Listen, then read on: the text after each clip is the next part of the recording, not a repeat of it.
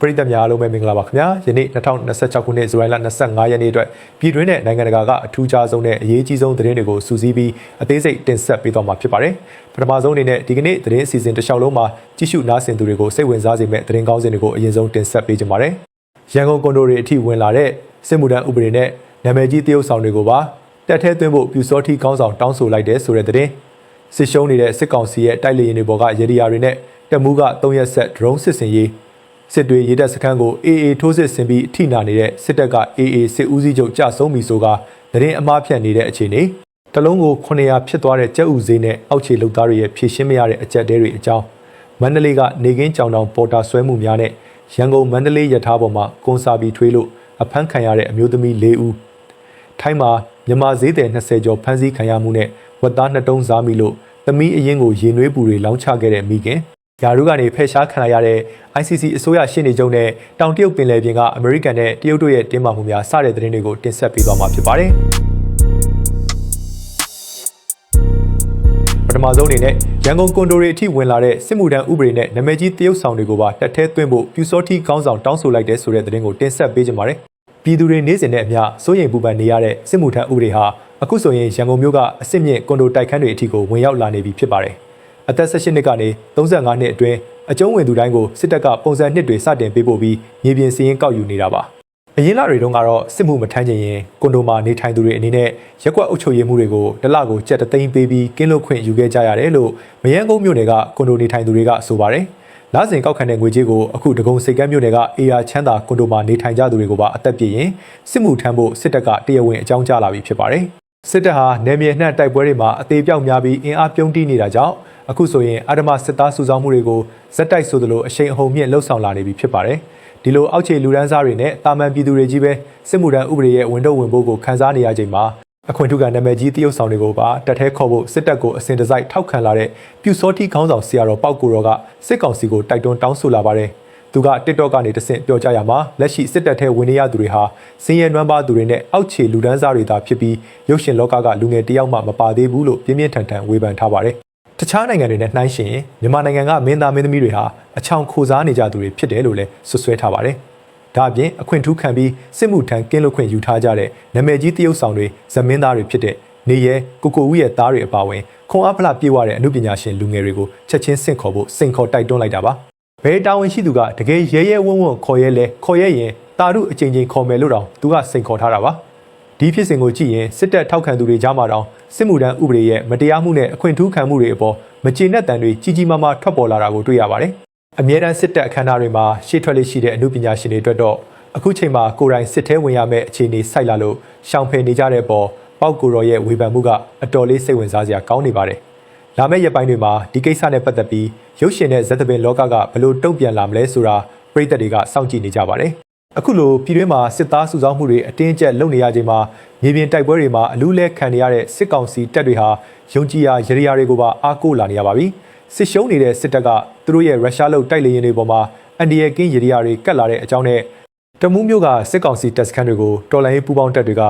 3ရက်ဆက် drone စစ်စင်ရေးဆင်နွှဲနေတဲ့စိတ်ဝင်စားဖွယ်မြေပြင်စစ်ရေးသတင်းတွေကိုဆက်လက်တင်ဆက်ပေးသွားမှာဖြစ်ပါတယ်။မြေပြင်တိုက်ပွဲတွေမှာအဘက်ဘက်ကနေအရေးနှိမ့်နေတဲ့စစ်ကောင်စီတပ်တွေဟာအခုဆိုရင်လေကြောင်းအင်အားကိုပဲအဓိကမိခိုအားထားနေရပါတယ်။ဒီအတွက်ကြောင့်ရုရှားနိုင်ငံရဲ့အကူအညီနဲ့သူတို့ရဲ့ဟောင်းနှွမ်းနေပြီဖြစ်တဲ့ MiG-29 တိုက်လေယာဉ်တွေကိုမော်ဘီလေတပ်စခန်းမှာပြီးခဲ့တဲ့နှစ်ကုန်ပိုင်းကပဲအဆင့်မြင့်တင်မှုတွေပြုလုပ်ခဲ့ပါတယ်။စစ်ကောင်စီဟာ2002ခုနှစ်နဲ့2010ပြည့်နှစ်တွေမှာဝယ်ယူခဲ့တဲ့ဒီလေယာဉ်အဆင့်20ခန့်ကိုအသုံးပြုပြီးတိုင်းရင်းသားဒေသတွေနဲ့အရက်သားပြည်သူတွေကိုရရက်ဆက်ဆက်ဘုံကျဲတိုက်ခိုက်နေတာပါ။ဒါပေမဲ့အလွန်ရဲစရာကောင်းပြီးလူမှုကွန်ရက်မှာဝေဖန်လှောင်ပြောင်စရာဖြစ်ခဲ့ရတာကတော့ဒီလိုခင်မီနီးပညာသုံးတိုက်လေယာဉ်တွေပေါ်မှာအန်ဒီရဲ့ကင်းရရတွေကတ်ထားတာကိုရုရှားသတင်းဌာနတစ်ခုရဲ့အင်တာဗျူးကနေတဆင့်ကဘာကသိသွားခဲ့တာပါပဲရုရှားသတင်းတောက်ကလေယာဉ်ပေါ်ကထူးဆန်းတဲ့အမှတ်သားကြီးအကြောင်းမေးမြန်းတဲ့အခါစစ်ကောင်စီလေတပ်ဗိုလ်မှူးကဒါဟာရန်သူလက်နက်တွေဘေးကနေကာကွယ်ပေးတဲ့အန်ဒီရဲ့ကင်းရရ Evil Eye Champ ဖြစ်တယ်လို့ဂုဏ်ယူဝင့်ကြွားစွာဖြေကြားသွားခဲ့ပါတယ်အပြစ်မဲ့ပြည်သူတွေကိုလေကြောင်းကနေတပ်ဖြတ်နေတဲ့စစ်ကောင်စီဟာသူတို့ကိုယ်တိုင်ထိခိုက်ကြဆုံးလာမှာကိုအလွန်မင်းကြောက်ရွံ့နေတဲ့အတွက်အခုလိုယုံကြည်ရာရရတွေကိုအားကိုးလာရတာဖြစ်တယ်လို့စစ်ရေးလေ့လာသူတွေကသုံးသပ်ထားကြပါတယ်ဒီလိုလေရင်ပေါ်ရရကတ်ရတဲ့အထိစိတ်တက်ရေးရကြဆင်းနေတဲ့စစ်ကောင်စီတပ်တွေကိုမြေပြင်မှာတော်လှန်ရေးအင်အားစုတွေကအဆက်မပြတ်ဖိအားပေးတိုက်ခိုက်နေသေးပါစကိုင်းတိုင်းအထက်ပိုင်းအိန္ဒိယမြန်မာနယ်စပ်က တမူးမျိုးရှောင်းလန်းနဲ့စော်ဘွားရက်ကွက်နာကစက်ရုံဟောင်းဝင်းထဲမှာအထိုင်ချထားတဲ့စစ်ကောင်စီနဲ့ပြည်သူစစ်စခန်းတွေကိုတော်လှန်ရေးပူးပေါင်းတပ်ဖွဲ့တွေကပြီးခဲ့တဲ့ရက်ပိုင်းအတွင်း3ရက်ဆက်တိုက် drone တွေနဲ့ပုံကျဲတိုက်ခိုက်ခဲ့ပါတယ်။ဒီစစ်စင်ရေးကိုချင်းကာကွယ်ရေးတပ်ဖွဲ့ PDF ကူကီအမျိုးသားစစ်တပ် KIA နဲ့ KIA ဘာမာပူးပေါင်းတပ်ဖွဲ့တွေက drone တပ်ဖွဲ့တွေကိုအသုံးပြုပြီးဆင်နွှဲခဲ့တာဖြစ်ပါတယ်။စစ်ကောင်စီတပ်သားတွေနဲ့ပြည်သူစစ်တွေဟာပေါ်ပေါ်ဆဆနေထိုင်တတ်ကြတဲ့အတွက်အခုလို drone ပုံသီးကြားရောက်ပောက်ကွဲမှုကြောင့်စခန်းတွင်းမှာထိခိုက်ကြဆုံးမှုတွေရှိခဲ့တယ်လို့မြေပြင်သတင်းရင်းမြစ်တွေကဆိုပါတယ်။လက်ရှိမှာတော့စစ်ကောင်စီဘက်ကတမူးမြို့အဝင်အထွက်ဂိတ်တွေနဲ့မြို့ရှောင်လမ်းတွေမှာလုံခြုံရေးတွေကိုအထူးတင်းကျပ်ထားပါတယ်။ဒါအပြင်ကလေးတမူးအာရှလမ်းမကြီးပေါ်ကကမာကြီးနဲ့ဝီတုတ်လမ်းပိုင်းတွေကိုပြန်လည်ထိန်းချုပ်နိုင်ဖို့အတွက်စစ်ကောင်စီကအင်အားအလုံးရင်းနဲ့စစ်ကြောင်းထိုးနေတယ်လို့လေကြောင်းကနေပါပုံကျဲတိုက်ခိုက်နေတာကြောင့်စစ်ရေးတင်းမာမှုတွေပုံမမြင့်တက်နေပါတယ်။မြေပြင်တိုက်ပွဲတွေပုံမပြင်းထန်လာနိုင်တာကြောင့်ပြည်သူတွေအနေနဲ့ဘေးကင်းရာကိုခိတ္တတိမ်းရှောင်ကြဖို့တမူးမြို့နယ်အရေးပေါ်အုပ်ချုပ်ရေးအဖွဲ့ကလည်းတတိပေးနှိုးဆော်ထားပါတယ်။ဆက်လက်ပြီးစစ်တွေရေးတဲ့စခန်းကို AA ထိုးစစ်ဆင်နေတဲ့တဲ့နဲ့အထိနာနေတဲ့စစ်တပ်က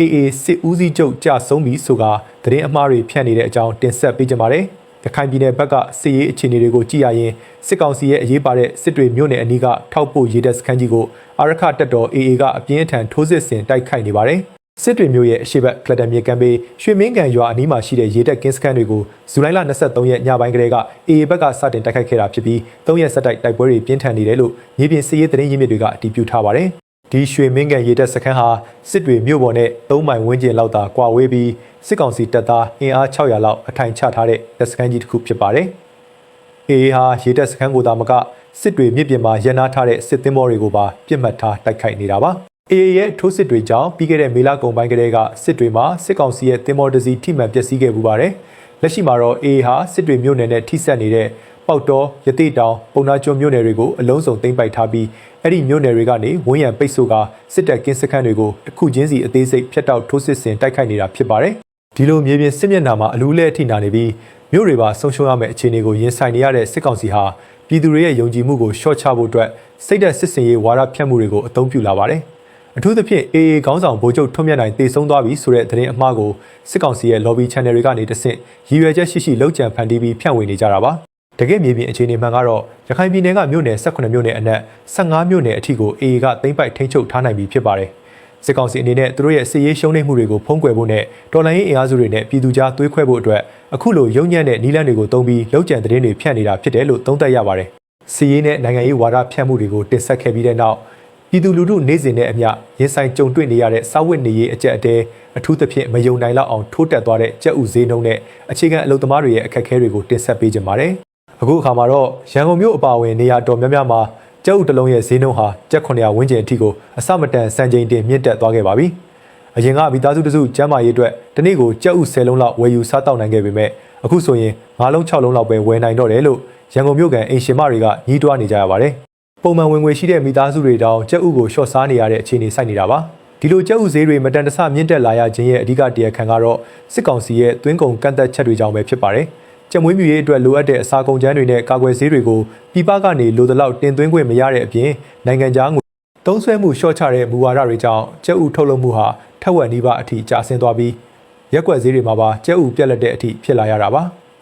ါဒီလိုကုန်စည်နှုန်းတွေတဟုန်ထိုးတက်နေပေမဲ့အခြေခံအလုပ်သမားတွေရဲ့ဝင်ငွေကတော့လိုက်ပါတိုးတက်လာခြင်းမရှိပါဘူးမြန်မာနိုင်ငံမှာ2018ခုနှစ်ကတည်းကသတ်မှတ်ခဲ့တဲ့အနေဆုံးတစ်နေ့လုပ်အားကကျပ်4800အပေါ်မှာစစ်ကောင်စီကထောက်ပံ့ကြေးအနည်းငယ်သာထပ်ဆောင်းပေးထားလို့လက်ရှိမှာအခြေခံလုပ်သားအများစုဟာတစ်လကို2သိန်းကနေ3သိန်းဝန်းကျင်သာရရှိကြပါတယ်ကျပ်ဥ9လုံးဝယ်ရင်3500ကျပ်ကုန်နေမဲ့အချိန်မှာဒီလုပ်အားခဟာအလုပ်သမားတွေအတွက်ဘလို့မှရက်တီလို့မရနိုင်တဲ့အနေအထားပါအရင်ကကျပ်9000-6000သာရှိတဲ့အဆောင်လာကတွေဟာအခုဆိုရင်အနည်းဆုံးကျပ်3သိန်းကနေ2သိန်းခွဲလောက်အထိမြင့်တက်လာတာကြောင့်အလုပ်သမားတွေဟာပိုပြီးအကျက်ရိုက်နေကြရပါတယ်။ဒါကြောင့်မို့လို့ရန်ကုန်မြို့ကစက်ရုံအလုပ်ရုံတချို့မှာဆိုရင်အလုပ်သမားတွေကလောက်ခလာစာတိုးမြင့်ပေးဖို့ဆန္ဒပြတောင်းဆိုမှုတွေစက်တိုက်ဖြစ်ပေါ်လာနေပါတယ်။ဥပမာဖြင့်ဖက်နက်စက်ရုံတစ်ခုကအလုပ်သမား100ကျော်ဆိုရင်ပြီးခဲ့တဲ့ဇွန်လကစလို့အခြေခံလစာကျပ်3000တိုးပေးဖို့အပါအဝင်အချက်6ချက်ကိုတောင်းဆိုနေကြပါတယ်။ဒါပေမဲ့အလုပ်ရှင်ဘက်ကကျပ်1000သာတိုးပေးနိုင်မယ်လို့ဆိုတာကြောင့်အလုပ်ရှင်အလုပ်သမားညှိနှိုင်းမှုတွေ10ကြိမ်အထိလုပ်ခဲ့ရပေမဲ့ပြည်လည်မှုမရသေးပါဘူး။အခုဆိုရင်တိုင်းအဆင့်အလုပ်သမားအငင်းပွားမှုဖြည့်ရှင်ရေးအဖွဲ့အထိရောက်ရှိနေပြီဖြစ်ပါတယ်။တချို့စက်ရုံတွေမှာဆိုရင်တောင်းဆိုတဲ့အလုပ်သမားတွေကိုအလုပ်ကနေထုတ်ပစ်တာမျိုးတွေအထိဖိနှိပ်မှုတွေရှိနေတယ်လို့သိရပါတယ်။လက်ရှိမန္တလေးမြို့မှာတော့ခိုးဆိုးလူရက်မှုတွေနဲ့ရာဇဝတ်မှုတွေဟာတစ်မျိုးလုံးအနှံ့အဆိုးရွားဆုံးအခြေအနေကိုရောက်ရှိနေပါပြီ။အခြေအနေဘယ်လောက်ဆိုးနေလဲဆိုရင် အများပြည်သူသွာလာနေတဲ့လမ်းတွေပေါ်ကရေမြောင်းအဖုံးတွေတောင်နေ့စဉ်ရက်ဆက်အခိုးခံနေရလို့ပြီးခဲ့တဲ့ဇူလိုင်လ20ရက်နေ့မှာမန္တလေးမြို့တော်စီပင်တာယာရေးကော်မတီကတခိုးကိုတွေ့ရင်သတင်းပေးကြဖို့လူမှုကွန်ရက်ကနေအကူအညီတောင်းခဲ့ရတဲ့အထိပါပဲ။ဒါအပြင်ဇူလိုင်လ20ရက်နေ့ကပဲချမ်းမြတာစီမြို့နယ်ကမီလနာရွှေဆိုင်ကိုတနက်ကင်ဆောင်ထားတဲ့လူ6ယောက်ဝင်ရောက်ဓမြတိုက်ခဲ့ပြီးရွှေတပိတ်တာကျော်ပါသွားခဲ့တဲ့ဖြစ်စဉ်လည်းရှိခဲ့ပါတယ်။ဒီလိုလူရဲမှုတွေအပြင်ပြည်သူတွေကိုအထိတ်တလန့်အဖြစ်စီဆုံးကတော့နေခင်းကြောင်တောင်ပေါ်တာဆွဲဖမ်းဆီးနေမှုတွေပါပဲ။လွန်ခဲ့တဲ့ရက်ပိုင်းကပဲရက်ွက်တွေတဲကိုနေခင်းဘက်ဝင်ရောက်ပြီးလူငယ်၄-၅ယောက်ကိုအတင်းအဓမ္မဖမ်းဆီးခေါ်ဆောင်သွားတာမျိုးတွေရှိခဲ့လို့အခုဆိုရင်လူငယ်တွေဟာကိုယ့်အိမ်မှာကိုယ်တော်မအိပ်ရဲကြတော့ပဲတိမ်းရှောင်နေကြရတယ်လို့ဒေသခံတွေကညှိတွားနေကြပါတယ်။အခုဆက်လက်ပြီးလူမှုကွန်ရက်မှာလူပြောများနေတဲ့ရန်ကုန်မန္တလေးရထားပေါ်ကဖြစ်ပျက်လေးကိုတင်ဆက်ပေးကြပါမယ်။ပြီးခဲ့တဲ့ဇူလိုင်လ21ရက်နေ့နနက်7:00 နာရီခွဲလောက်ကရန်ကုန်ကနေမန္တလေးကိုထွက်ခွာလာတဲ့အမှတ်3အထူးရထားကြီးပြင်မနာဘူတာကိုရောက်ရှိချိန်မှာစီးကပ်မဲ့တဲ့လုပ်ရက်တစ်ခုဖြစ်ပွားခဲ့ပါတယ်။အထက်တန်းတွဲအမှတ်1ထိုင်ကုန်အမှတ် 3A 3B နဲ့ 4A 4B တို့မှာလိုက်ပါလာတဲ့အမျိုးသမီး4ဦးဟာရထားပေါ်မှာအတန်းကျဲကျဲလောင်လောင်စကားပြောဆိုရုံသာမကထိုင်ကုန်ပေါ်မှာတွင်ကွန်းရာတွေလွတ်လွတ်လပ်လပ်ရပြီးကွန်းတွေတွေထုံးတွေနဲ့ရထားထိုင်ကုန်တွေကိုတမင်တက်တက်ညစ်ပတ်အောင်ပြုလုပ်ခဲ့ကြတာပါ။သူတို့ရဲ့ကွန်းထွေးတဲ့ဘူးတွေကိုလည်းအမှိုက်ပုံးနဲ့မပစ်ဘဲရထားပေါ်မှာပဲပစ်ထားခဲ့ကြပါတယ်။ဒီလိုစီးကပ်မဲ့တဲ့လုပ်ရက်ကိုရထားဝန်ထမ်းတွေကတားဆီးတာမျိုးမလုပ်ခဲ့ဘဲခီးတဲ့တူဖြစ်တဲ့ကိုခင်မောင်ဆိုသူက TikTok မှာဗီဒီယိုရိုက်တင်ပြီးတက်ဆိုင်ရာကိုအရေးယူပေးဖို့တောင်းဆိုခဲ့ရကနေကြရက်ကြီးသွားခဲ့တာပါ။ရထားရဲတပ်ဖွဲ့ကစုံစမ်းစစ်ဆေးမှုတွေလုပ်ခဲ့ရမှာတော့ဒီမျိုးသမီး၄ဦးဟာပြင်းမထနာမြို့ရွာကောက်ရက်ကွက်ကအသက်48နှစ်ကနေ59နှစ်ဝန်းကျင်အရွယ်တွေဖြစ်ကြတဲ့မက်ခင်မာလွင်မဖြူဖြူလွင်မတန်းတန်းထွေးနဲ့ဒေါခင်တန်နာအောင်တို့ဖြစ်ကြောင်းအတည်ပြုနိုင်ခဲ့ပါတယ်။ဒါကြောင့်ဇူလိုင်လ23ရက်နေ့ညနေ9:00နာရီခွဲမှာပြင်မနာဘူတာယုံပိုင်ကြီးကတရားလိုလုပ်ပြီးသက်ဆိုင်ရာရဲစခန်းမှာမိရထားပို့ဆောင်ရေးလုပ်ငန်းဥပဒေပုံမှန်80နဲ့အမှုဖွင့်အရေးယူထားလိုက်ပြီးဖြစ်ပါတယ်။ဒီပြည်တွင်းကလုံခြုံရေးကျဆင်းနေတဲ့အခြေအနေတွေကိုတင်ဆက်ပေးခဲ့ပြီးတဲ့နောက်အခုအိန္ဒိချင်းထိုင်းနိုင်ငံကိုရောက်ရှိနေကြတဲ့မြန်မာနိုင်ငံသားတွေနဲ့ပတ်သက်တဲ့သတိထားစရာသတင်းနဲ့စိတ်မကောင်းဖွယ်ရာသတင်းတစ်ပုဒ်ကိုဆက်ဆက်တင်ဆက်ပေးသွားမှာဖြစ်ပါတယ်။ပထမဆုံးအနေနဲ့ထိုင်းနိုင်ငံမှာအလုပ်လုပ်ကိုင်နေကြတဲ့ရွှေပြောင်းမြန်မာတွေအတွက်သတိပြုစရာသတင်းကိုကြည့်အောင်ပါ။ထိုင်းနိုင်ငံအလုပ်သမားဝန်ကြီးဌာနနဲ့ပူးပေါင်းအဖွဲ့တွေဟာဘန်ကောက်မြို့ကနာမည်ကြီးဈေးဝယ်စင်တာတွေဖြစ်တဲ့ Pratunam Fashion Mall နဲ့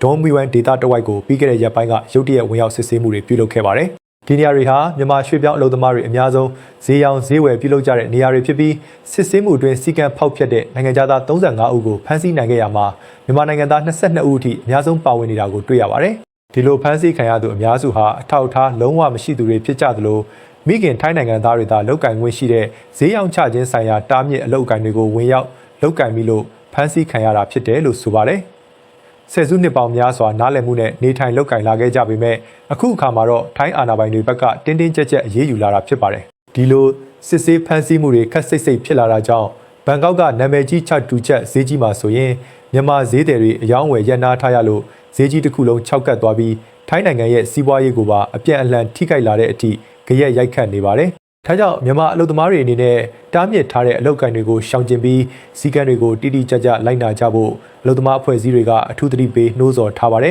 ။အခုဆက်လက်ပြီးကြားရသူတိုင်းရင်ကွဲနာကြီးဖြစ်ရမယ့်ထိုင်းနိုင်ငံရောက်မြန်မာမိသားစုတစ်ခုရဲ့သတင်းကိုတင်ဆက်ပေးကြပါမယ်။ထိုင်းနိုင်ငံကန်ချနာဘူရီခရိုင်ထုံဖာပုံမြို့နယ်မှာပြီးခဲ့တဲ့ဇူလိုင်လ18ရက်နေ့ကအသက်15နှစ်အရွယ်မြန်မာမိန်းကလေးငယ်တဦးဟာနေမကောင်းဖြစ်လို့ဆေးတောက်နိုင်ဖို့အတွက်အိမ်မှာချက်ထားတဲ့ဟင်းအိုးတွေကဝက်သား2တုံးကိုယူစားမိခဲ့ပါတယ်။ဝက်သား2တုံးစားမိတာကိုအသက်32နှစ်အရွယ်မြန်မာနိုင်ငံသားမိခင်ဖြစ်သူကသိသွားတဲ့အခါအလွန်မင်းဒေါသထွက်ပြီးသမီးဖြစ်သူရဲ့ခြေလက်တွေကိုအိမ်တိုင်းမှာကျိုးနဲ့တုပ်ကာလယ်ဘင်းကနေကြောပြင်တစ်ခုလုံးကိုစူးပွက်နေတဲ့ရေနွေးအိုးနဲ့လောင်းချပြီးရဲရဲဆက်ဆက်နှိပ်စက်ခဲ့တာဖြစ်ပါတယ်။အဲ့ဒီမိန်းကလေးငယ်ဟာအသက်8နှစ်အရွယ်အထိအဖွားဖြစ်သူနဲ့နေထိုင်ခဲ့ရပြီးအဖွားကွယ်လွန်သွားမှမိခင်စီရောက်လာကလွန်ခဲ့တဲ့9နှစ်လုံးမိခင်ရဲ့ကိုထိလက်ရောက်နှိပ်စက်မှုတွေကိုခံစားခဲ့ရသူဖြစ်ပါတယ်။မိခင်ဖြစ်သူဟာနောက်အိမ်တောင်နဲ့နေထိုင်သူဖြစ်ပြီးနောက်ထပ်ကလေး2ဦးရရှိထားကလောင်းကစားဝါသနာပါပြီးအလွန်ဒေါသကြီးသူဖြစ်တယ်လို့ဆွေမျိုးတွေကဆိုပါတယ်။လက်တလုံးမှာတော့ကလေးငယ်ရဲ့ခန္ဓာကိုယ်ကပြင်းထန်တဲ့အပူလောင်တန်ရာတွေကိုဆွေမျိုးတွေကတွေ့ရှိပြီးနောက်ထုံဖာပုံဆေးရုံကိုချက်ချင်းကယ်တင်ပို့ဆောင်ပေးခဲ့ရကအထူးကြက်မှတ်ကုသပေးနေပါတယ်။ကျူးလွန်သူမိခင်ဖြစ်သူကိုတော့ထုံဖာပုံရဲစခန်းကချက်ချင်းဖမ်းဆီးထားပြီးတရားမဝင်နေထိုင်မှုခန္ဓာကိုယ်နာကျင်စေမှုနဲ့အပြင်းထန်နှိပ်စက်မှုစတဲ့ပုံမှန်တွေနဲ့ပြင်းပြင်းထန်ထန်အရေးယူဖို့ဆောင်ရွက်နေပြီဖြစ်ပါတယ်။သတင်းစီစဉ်ရဲ့နောက်ဆုံးပိုင်းဖြစ်တဲ့ကမ္ဘာရေးရာအထူးသတင်းတွေအဖြစ်လိမ်ပိုင်းဆိုင်ရာကျူးလွန်မှုဆွဆွဲချက်တွေကြောင့်ယာရုကနေဖယ်ရှားခံလိုက်ရတဲ့နိုင်ငံတကာရာဇဝတ်မှုတရားရုံး ICC အစိုးရရှေ့နေချုပ်ရဲ့သတင်းနဲ့တောင်တရုတ်ပင်လယ်ပြင်ကအမေရိကန်မဟာမိတ်ဖိလစ်ပိုင်နဲ့တရုတ်တို့ရဲ့စစ်ရေးတင်းမာမှုသတင်းတွေကိုစိတ်ဝင်စားဖွယ်ဆက်ဆက်တင်ဆက်ပေးသွားမှာဖြစ်ပါတယ်။ ပထမဆုံးအနေနဲ့ကမ္ဘာတဝန်းကအထူးစောင့်ကြည့်နေရတဲ့နိုင်ငံတကာရာဇဝတ်မှုတရားရုံး ICC ရဲ့အရှုပ်တော်ပုံသတင်းကိုတင်ဆက်ပေးကြပါတယ်။ ICC ရဲ့အစိုးရရှေ့နေချုပ်ဖြစ်သူ Mr. Karim Khan ဟာလိမ်ပိုင်းဆိုင်ရာကျူးလွန်မှုဆွဆွဲချက်တွေကြောင့်အဖွဲ့ဝင်နိုင်ငံတွေကမဲခွဲဆုံးဖြတ်ပြီးယာရုကနေဖယ်ရှားလိုက်ပြီးဖြစ်ပါတယ်။ထောက်ခံမဲ82မဲနဲ့အခုလိုယာရုကနေဖယ်ရှားဖို့အတည်ပြုလိုက်တာဖြစ်ပါတယ်။တရားရုံးရဲ့စောင့်ကြည့်ကြီးကြပ်ရေးအဖွဲ့ OIOS ကပြီးခဲ့တဲ့2024ခုနှစ်နိုဝင်ဘာလကနေ2025ခုနှစ်ဒီဇင်ဘာလအထိစုံစမ်းစစ်ဆေးမှုတွေပြုလုပ်ခဲ့ရမှာသက်သေအထောက်အထားစာမျက်နှာ9000ကျော်အထိထွက်ပေါ်လာခဲ့ပါတယ်။စစ်ဆေးတွေ့ရှိချက်တွေအရ Mr. Khan ဟာ ICC ကအငယ်တန်းဝန်ထမ်းအမျိုးသမီးတဦးနဲ့တော်လျော်မှုမရှိတဲ့လိမ်ပိုင်းဆိုင်ရာဆက်ဆံမှုတွေရှိခဲ့ပြီးအဲ့ဒီအမျိုးသမီးကိုတိုင်ကြားမှုမလုပ်နိုင်အောင်တားဆီးဖို့ကြိုးစားခဲ့တာကြောင့်တာဝန်နဲ့ကျင့်ဝတ်တွေကိုဆိုးဆိုးရွားရွားချိုးဖောက်ခဲ့တယ်လို့တွေ့ရှိခဲ့ရတာပါ။ Mr. Khan ကတော့ဒီဆွဆွဲချက်အလုံးကိုညှင်းဆိုထားပါတယ်။ဂါဇာစစ်ပွဲနဲ့ပတ်သက်လို့အစ္စရေးအရာရှိတွေကိုဖမ်းဝရမ်းထုတ်ဖို့ကြိုးပမ်းခဲ့တဲ့သူ့ကိုအမေရိကန်ကပိတ်ဆို့အရေးယူမှုတွေလုပ်ထားတဲ့အတွက်နယူးယောက်ကကုလသမဂ္ဂဌာနချုပ်မှာပြုလုပ်တဲ့ဒီမဲခွဲပွဲကိုတောင်သူကိုယ်တိုင်တက်ရောက်နိုင်ခဲ့ခြင်းမရှိပါဘူး။အခုဆက်လက်ပြီးတောင်တရုတ်ပင်လယ်ပြင်ကအခြေအနေကိုကြည့်ရအောင်ပါ။အမေရိကန်နဲ့မဟာမိတ်ဖွဲ့ထားတဲ့ဖိလစ်ပိုင်နဲ့တရုတ်တို့ကြားပိုင်နဲ့အငင်းပွားနေတဲ့တန်တာကြောက်တန်းရေပြင်မှာဒီကနေ့တင်းမာမှုတွေအထွတ်အထိပ်ကိုရောက်ရှိခဲ့ပါတယ်။သတင်းတောက်တွေလိုက်ပါလာတဲ့ဖိလစ်ပိုင်သင်္ဘောတွေကိုတရုတ်ကမ်းခြေဆောင်တပ်ကရေအမြောက်တွေနဲ့ပစ်ခတ်တိုက်ခိုက်ခဲ့ပြီးဒါဟာဒီတစ်ပတ်အတွင်း3ကြိမ်မြောက်ပစ်ခတ်မှုလည်းဖြစ်ပါတယ်။အဲဒီနေရာမှာတရုတ်ကမ်းခြေဆောင်တပ်နဲ့ပြည်သူ့စစ်သင်္ဘောစုစုပေါင်း15စီးလောက်ရှိနေခဲ့ပြီးဖိလစ်ပိုင်သင်္ဘောတွေကိုချက်ချင်းထွက်သွားဖို့အတန်ချဲ့ဆက်တွေနဲ့သတိပေးခဲ့သလိုသင်္ဘောကိုလည်းဝန်းရံပြီးဥပိုင်းတွေကိုရေအမြောက်နဲ့အဆက်မပြတ်ပစ်ခတ်ခဲ့တာပါ။တရုတ်သင်္ဘောတစ်စီးဆိုရင်ဖိလစ်ပိုင်သင်္ဘောနဲ့23ပေအကွာလောက်အထိအလွန်နီးကပ်စွာမောင်းနှင်လာခဲ့လို့တိုက်မိနိုင်တဲ့အန္တရာယ်ပါကြုံခဲ့ရတယ်လို့ဖိလစ်ပိုင်ဘက်ကဆိုပါတယ်။တရုတ်နိုင်ငံသားရေးဝန်ကြီးဌာနကတော့သူတို့ရဲ့ပိုင်နက်နဲ့လုံခြုံရေးကိုကာကွယ်တာဟာဥပဒေနဲ့ညီညွတ်တဲ့လုပ်ရက်ဖြစ်တယ်လို့တုံ့ပြန်ထားပါတယ်။ဖိလစ်ပိုင်သင်္ဘောတွေဟာနောက်ဆုံးမှာတော့မုန်တိုင်းလာနေတယ်ဆိုတဲ့အကြောင်းပြချက်နဲ့ကမ်းခြေကိုပြန်လည်လှည့်ခွာသွားခဲ့ရပါတယ်။ကမ္ဘာကုန်သွယ်ရေးရဲ့3ပုံ1ပုံဖြတ်တန်းသွားလာနေတဲ့ဒီရေလမ်းကြောင်းမှာလမ်းကြောင်းမှားယွင်းမှုတစ်ခုတလေဒါမှမဟုတ်ကြည်တစ်ချက်လွဲချော်ထွက်သွားမှုကနေတောင်ကမ္ဘာအဆင့်ပဋိပက္ခကြီးတစ်ခုအထိဖြစ်လာနိုင်ခြေရှိလို့နိုင်ငံတကာကအထူးစိုးရိမ်တကြီးစောင့်ကြည့်နေကြရပါတယ်။ပရိသတ်များခင်ဗျာယနေ့2026ခုနှစ်ဇူလိုင်လ25ရက်နေ့အတွက်ပြည်တွင်းနဲ့နိုင်ငံတကာကအရေးကြီးသတင်းတွေကိုအသေးစိတ်တင်ဆက်ပေးခဲ့တာဖြစ်ပါတယ်။ကျွန်တော်တို့ရဲ့သတင်းစီစဉ်ကိုအစအဆုံးစိတ်ဝင်စားကြည့်ရှုနားဆင်ပေးခဲ့ကြတဲ့ပရိသတ်တူးချင်းစီတိုင်းကိုအထူးပဲကျေးဇူးတင်ရှိပါတယ်ခင်ဗျာ။